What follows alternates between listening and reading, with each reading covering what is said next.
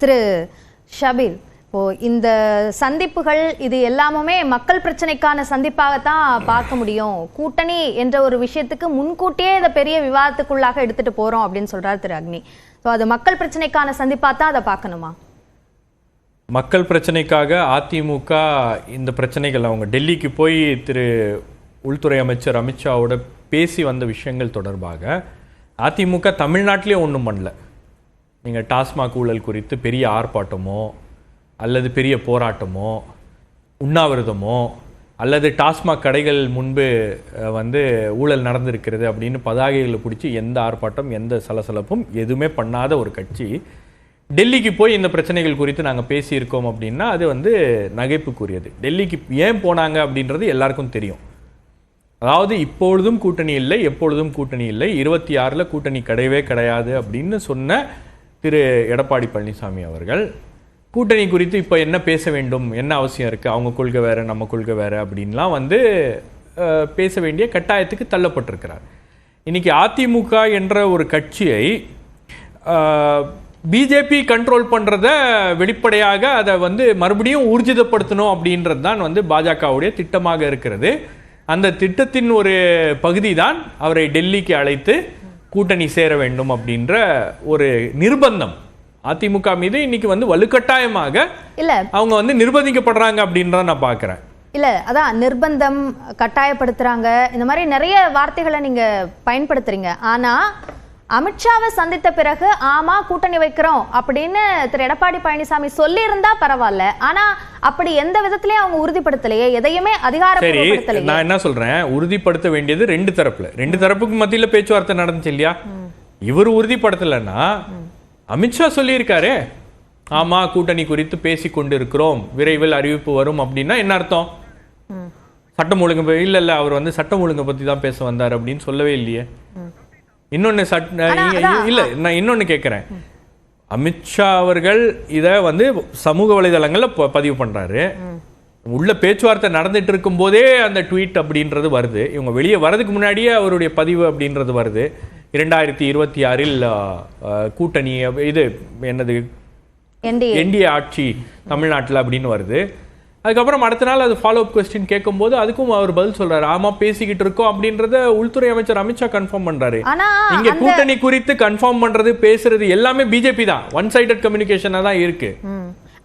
அதுதான் அதிமுகவை நிர்பந்தப்படுத்துறாங்கன்னு கம்யூனிகேஷனை உறுதிப்படுத்த வேண்டியது இபிஎஸ். அவர் இன்னும் சொல்லலையே அப்படின்னு சொல்றாரு திரு அக்னீஸ்வரன். சரி, மறுப்பு ஏன் தெரிவிக்கல?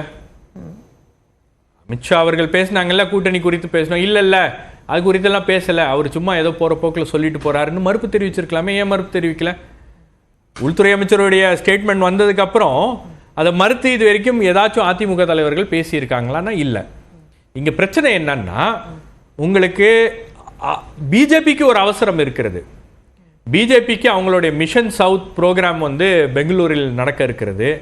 அந்த மிஷன் சவுத் ப்ரோக்ராம் நடக்கும்போது நாம் தென் தமிழ்நாட்டில் என்ன நடவடிக்கைகளில் ஈடுபட்டிருக்கோம் அப்படின்னும் போது அவங்களுக்கு அதிமுக தேவைப்படுகிறது. எப்படியாச்சும் அதிமுகவை உள்ளே கூப்பிட்டு வந்துடணும் அப்படின்றது பிஜேபியுடைய ஒரு கணக்காக இருக்கிறது, பிஜேபியுடைய ஒரு வியூகமாக இருக்கிறது.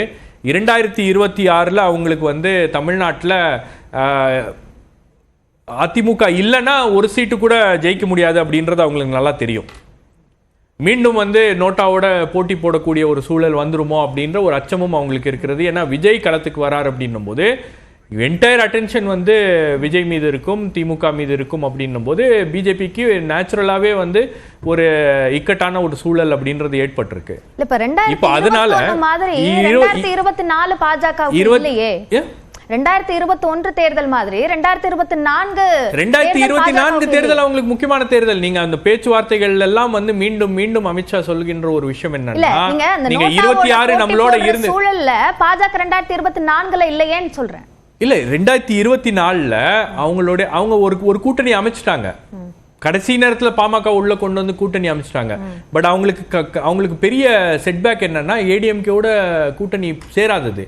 அவங்க இப்போ கூட பாஜகவுடைய தேசிய தலைமை நினைக்கக்கூடிய ஒரு விஷயம் என்னன்னா, நாம 2024 அதிமுக நம்ம கூட இருந்தா ஒரு 10 சீட்டாச்சும் நம்ம ஜெயிச்சிருக்க முடியும், 20 சீட்டாச்சும் நம்ம வந்து கிட்டத்தட்ட ஒரு பெரிய டஃப்பான ஒரு எலெக்ஷனாக அதை மாற்றி இருக்க முடியும், நமக்கு ஒரு சாதகமான ஒரு சூழல் வந்து இங்கே ஏற்பட்டிருக்கும். இந்த 240 அப்படின்ற அந்த கட்டத்துக்கு நம்மளால வந்து அது அது ஒரு பெரிய சங்கடமான ஒரு ஒரு ஒரு நிலைக்கு வந்து பாஜக ஏற்பட்டதற்கு அதிமுக கூட்டணி ஒரு மிக முக்கியமான காரணம்.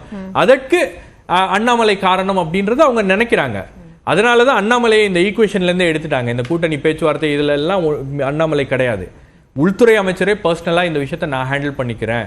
ரெண்டாவது வந்து சவுத் அப்படின்றது வந்து ஒரு மிக முக்கியமான ஒரு ஒரு அலையன்ஸை வந்து நம்ம உருவாக்க வேண்டும்.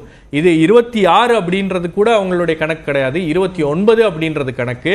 ஏன்னா 29ல பொட்டன்ஷியல் பிரைம் மினிஸ்டர் கேண்டிடேட் அமித்ஷாவா கூட இருக்கலாமே. சோ அந்த விஷயங்கள்லாம் வந்து ஒரு லாங் டேர்ம் பிளானிங்கோட இருக்கலாம். ஏன்னா நீங்க 75 years prime minister Narendra Modi நிறைவு செய்கிறார் அப்படின்னும் போது அவங்க ஏற்படுத்தின ஒரு ரூல், அன்ரிட்டன் ரூல் தான் வச்சுக்கோங்க பிஜேபியில. பட் 75 வயசுக்கு பிறகு தொடரலாமா இல்லையா அப்படின்னும் போது இதெல்லாம் வந்து கணக்குகள் தான். எதிர்காலத்துல அவங்களுக்கு தேவைப்படும் அப்படின்னும் போது ஒரு கார்டியல் ரிலேஷன்ஷிப் வேணும் அப்படின்றதெல்லாம் வந்து அவங்க உறுதிப்படுத்துவாங்க. நீங்க 26 எலெக்ஷன்ல கூட்டணியே இல்லாம விஜய் வந்து களத்துக்கு வருகின்ற ஒரு சூழல்ல பிஜேபி வந்து பின்னுக்கு தள்ளப்படும் அப்படின்றது அவங்களுக்கு அது தெரியுது இல்ல, நல்லாவே தெரியுது. அப்படி இருக்கக்கூடிய சூழல்ல நமக்கு ஒரு எம்எல்ஏ கூட வரல அப்படின்னா அது தேசத்தை ஆளுகின்ற ஒரு கட்சிக்கு ஒரு மிகப்பெரிய எம்பாரஸ்மெண்டா இருக்கும். ஸோ அதெல்லாம் வந்து யோசிச்சு தான் வந்து அவங்களுடைய அந்த முடிவுகளை எடுக்கிறாங்க. அவங்களுக்கு தேவை அப்படின்றது என்னன்னா, இங்க அசம்பிளியில் ரெப்ரசன்டேஷன் இருக்கணும். ஏங்க இவ்வளோ விஷயங்கள் நடந்துச்சு 2024. கேரளாவில் ஒரு சீட்டு கூட வராத கேரளாவில் அவங்களுக்கு ஒரு சீட் வந்துருச்சு இல்லையா? அது ஒரு பெரிய அளவுக்கு வந்து ஒரு பாருங்க, கேரளாவில் நாங்கள் உள்ளே வந்துட்டோம் அப்படின்னு சொல்லக்கூடிய அளவில் அவங்களுக்கு ஒரு ஹோல்டு கிடைச்சிருச்சு. ஆனால் தமிழ்நாட்டில் அது கிடைக்கலையே. அப்போ தமிழ்நாட்டை கிராக் பண்ணணும் அப்படின்னா அதிமுக மாதிரி ஒரு இயக்கத்தோட நாம கூட்டணி வைத்தால் மட்டும்தான் அது செய்ய முடியும். சரி. ஸோ அதுதான் வந்து அவங்களுக்கு அந்த கூட்டணி அப்படின்றது ஒரு லாங் ஸ்டாண்டிங் அலையன்ஸா இருக்கணும் அப்படின்னு அவங்க விரும்புறாங்க. சரி, அவ்வளவுதான். சரி, முதல் சுற்று கருத்தா எடுத்துக்கிறேன். திரு எஸ்.எஸ். ஸ்ரீராம், இப்போ 2026 தேர்தலை பொறுத்த வரைக்கும் கூட்டணி அமைக்க வேண்டும் என்ற அந்த கட்டாயம் அதிமுகவை விட பாஜகவுக்கு தான் அதிகமாக இருக்கு அப்படின்ற கருத்தை சொல்றார் திரு ஷபீர். உங்க பார்வை இல்ல, எல்லாருக்கும் ஒரு ஒருமித்த கருத்து இந்த திமுகவை வீழ்த்த வேண்டும். அதை வந்து எப்படி நம்ம ட்விஸ்ட் பண்ணி பேசினாலும் ஒரு ஃபர்மிடபிள் அலையன்ஸ் முக்கியன்றது ஒன்று வேறு, ஃபர்மிடபிள் அலையன்ஸ்ன்றது வேறு. நிச்சயமாக அதிமுகவுக்கு பாஜக தேவை, பாஜகவுக்கும் அதிமுக தேவை, மாற்று கருத்து இல்லை. ஒரு ஃபர்மிடபிள் அலையன்ஸ் நிச்சயமாக வேண்டும். அதை எப்படி அந்த ஒரு ஈகோட்டிக்கல்னு சொல்லுவாங்க, அதிமுக அதுக்கு தான் பாஜகவுக்கு தான் அதிமுக தேவை, அதெல்லாம் பத்திரிகையாளர்கள் பண்ணுற விஷயம். அதனால் ஒன்றும் பெரிய விஷயம் இல்லை. பாஜகவுக்கு அதிமுக தேவை, அதிமுக பாஜக தேவை. ஷபீர் போகிற போக்கில் ஒன்று சொன்னார், நோட்டாவோட பாவம் நோட்டாவோட போட்டி போடாத நிலைமையில் கம்யூனிஸ்டுகள் இருக்காங்க கர்நாடகாவில். நோட்டாவோட போட்டியே போட முடியாமல் காங்கிரஸ் பல மாநிலத்தில் இருக்குது. நோட்டாவோட கூட போட்டி போடாமல் விசிகே இருக்குது கர்நாடகாவில். ஸோ ஒரு மாநிலத்தில் ஒரு பிரச்சனைங்க. தமிழ்நாட்டில் சில பத்திரிகையாளர்கள் இல்லை அண்ணாமலைக்கு முன்னாடியே தமிழ்நாட்டில் ஓட்டு பர்சன்டேஜ் இருந்துச்சாமா,